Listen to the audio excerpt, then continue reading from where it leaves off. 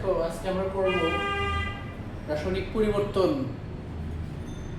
চ্যাপ্টারের দ্রবণের pH pOH. ঠিক আছে, দ্রবণের পিএইচ, তারপরে মনে করো পিওএইচ। আগে একটা ক্লাসে আমরা এগুলো পড়াইছিলাম, আজকে একটু ডিটেইলস পড়বো। তো যে কোনো একটা দ্রবণের অম্লীয় দ্রবণের ক্ষেত্রে আমরা হয়তো পিএইচ কাউন্ট করি, ক্ষারীয় দ্রবণের ক্ষেত্রে আমরা পিওএইচ বলি।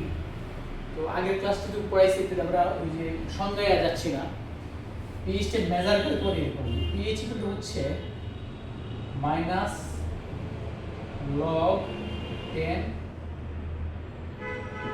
Hydrogen plus.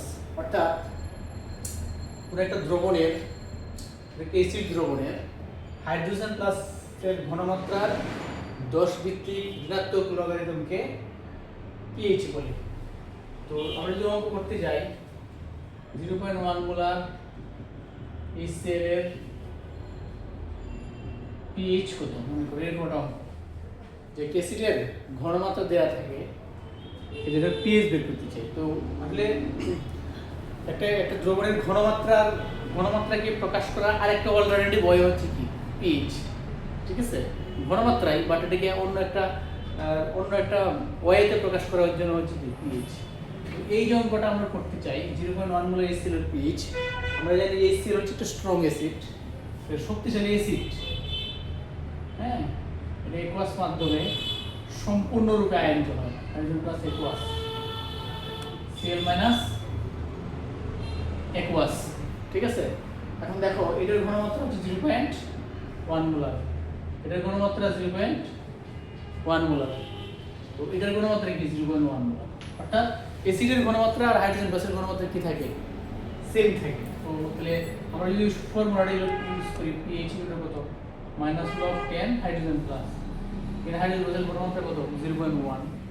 তো আমাদের আনসারটা আসবে এরকম মাইনাস লগ 10 0.1। ক্যালকুলেশন তুমি যদি করো তাহলে মানটা 1 আসবে। অর্থাৎ যে অ্যাসিডের ঘনমাত্রা 0.1 মোলার, এটাকে যদি পিএইচ এর মাধ্যমে প্রকাশ করি তাহলে এটা পিএইচ স্কেল এর মান হবে কি 1। ঠিক আছে, আমরা গত ক্লাসে বলছিলাম যদি কোনোটা দ্রবণের পিএইচ এর মান লেস দেন 7 হয় তাহলে দ্রবণটা কি হয়, অ্যাসিড হবে। লেস দেন 7 দ্রবণটা হবে কি অম্লীয়। এখন মনে করো নরমালি তো আমরা শক্তিশালী অ্যাসিডের ক্ষেত্রে পিএইচ এভাবে বের করতে পারি, যে কোনো শক্তিশালী অ্যাসিডের পিএইচ এভাবে বের করা যায়। অ্যাসিডের পিএইচ তো বের করবো, বাকি তো এখানে বিষয়টা হচ্ছে যে অ্যাসিডের ঘনমাত্রা আর হাইড্রোজেন প্লাসের ঘনমাত্রা সেম থাকবে। তো শক্তিশালী অ্যাসিড পানিতে সম্পূর্ণরূপে কি হয়, আয়নিত হয়। এখন আমরা একটু অন্য টাইপের অঙ্ক দেখি, এই সূত্র দিয়ে করবো। মনে করো সূত্র দিতে হবে, ধরে নাও এরকম 0.05 মোলার সালফিউরিক অ্যাসিডের পিএইচ কত, এত এর পিএইচ কত। তো এটা ছিল তোমার হাইড্রোক্লোরিক অ্যাসিড, একটা হাইড্রোজেন, বাট এটা হচ্ছে কি সালফিউরিক অ্যাসিড, এটা হাইড্রোজেন কটা, দুইটা। তো আমরা জানি যে সালফিউরিক অ্যাসিড এটা স্ট্রং অ্যাসিড, এটা পানিতে সম্পূর্ণরূপে আয়নিত হয়। এখানে দুইটা হাইড্রোজেন প্লাস হবে আর কি হবে, সালফেট হবে। ঠিক আছে, তো এটার ঘনমাত্রা হচ্ছে 0.05, এর ঘনমাত্রা 2 × 0.05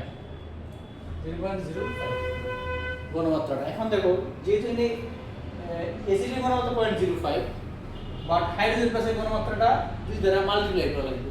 তো এই ক্ষেত্রে যদি পিএইচ এর মান যদি বের করতে চাও, পিএইচ তো আমাদের এটাই মাইনাস লগ 10 কত 2 × 0.05। ঠিক আছে, এখানে 5 × 10, এটার মানটা কি 0.1 হবে। তার মানে হচ্ছে যে যদি অ্যাসিডের মধ্যে হাইড্রোজেন বেশি থাকে, যদি হাইড্রোজেনটা বেশি থাকে, এটা যদি আয়োনাইজড হয়ে যায় তাহলে এটাকে 2 দ্বারা বা অনেক ক্ষেত্রে হচ্ছে 3 দ্বারা আমাদের গুণ করা লাগবে। এই হচ্ছে মোটামুটি শক্তিশালী অ্যাসিডের পিএইচ। এতক্ষণ পর্যন্ত আমরা যা পড়াইলাম এটা হচ্ছে কি শক্তিশালী অ্যাসিডের পিএইচ। এখন আমরা দেখতে চাই যে দুর্বল অ্যাসিডের পিএইচ এর মান কেমনে বের করে। ধরো যেগুলা তোমার organic acid, acetic acid, citric acid, oxalic acid, দুর্বল অ্যাসিড, অর্গানিক অ্যাসিড যেগুলা, ওইগুলোর ক্ষেত্রে পিএইচ বের করার একটা ফর্মুলা আমি দেখাই। ঠিক আছে, দেখো ধরো এরকম 0.1 মোলার অ্যাসিটিক অ্যাসিড, এত এর পিএইচ।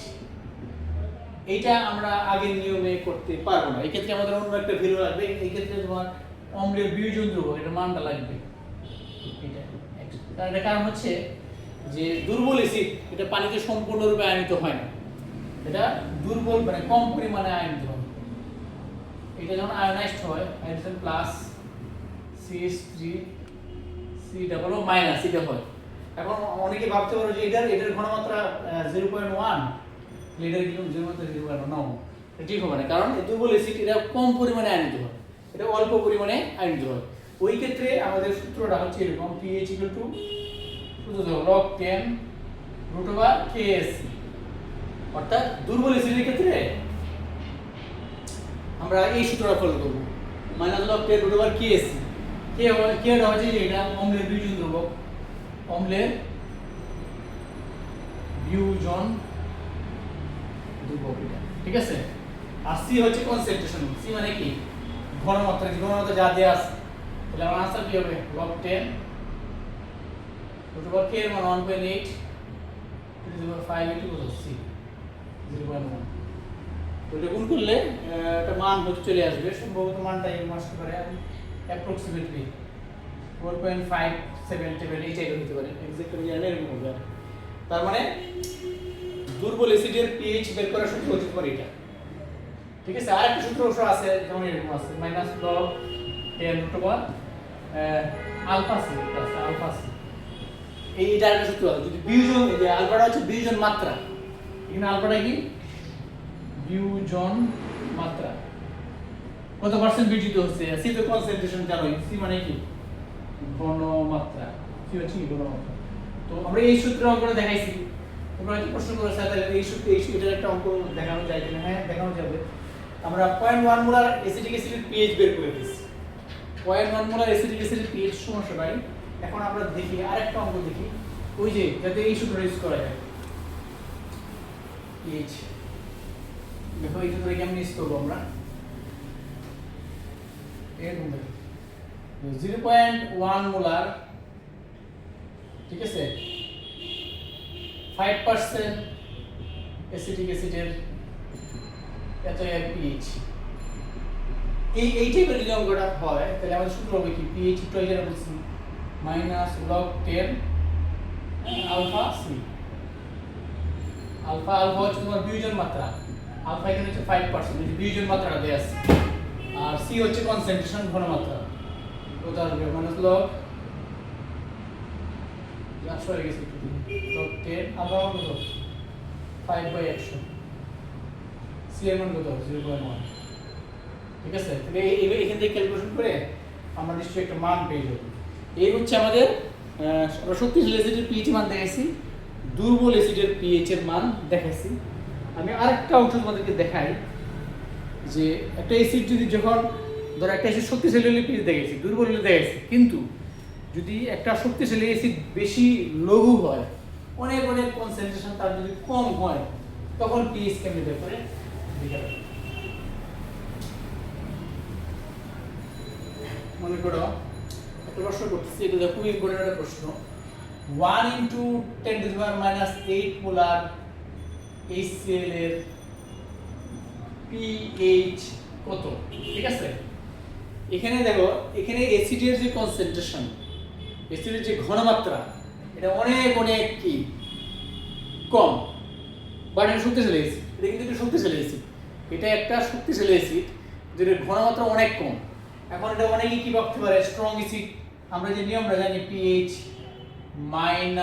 log 10 হাইড্রোজেন প্লাস, ঠিক আছে, হাইড্রোজেন প্লাসের মান কত 1 into 10 to the power minus 8, check করে দেখলে 8 কত আসছে 8।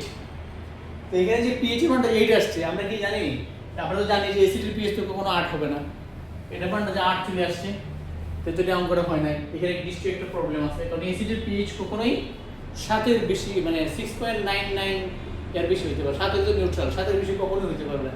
তার মানে এই টাইপের অঙ্কগুলো যদি আসে তাহলে আমাদের নতুন একটা টেকনিক ফলো করতে হবে। আমি আগে টেকনিকটা বলি, এক্সপেরিমেন্ট না করে pH কি হবে জানো, log 10, এই ক্ষেত্রে হিসাব করে বের করব 1 into 10 to the power minus 7 যোগ 1 into 10 to the power minus 8।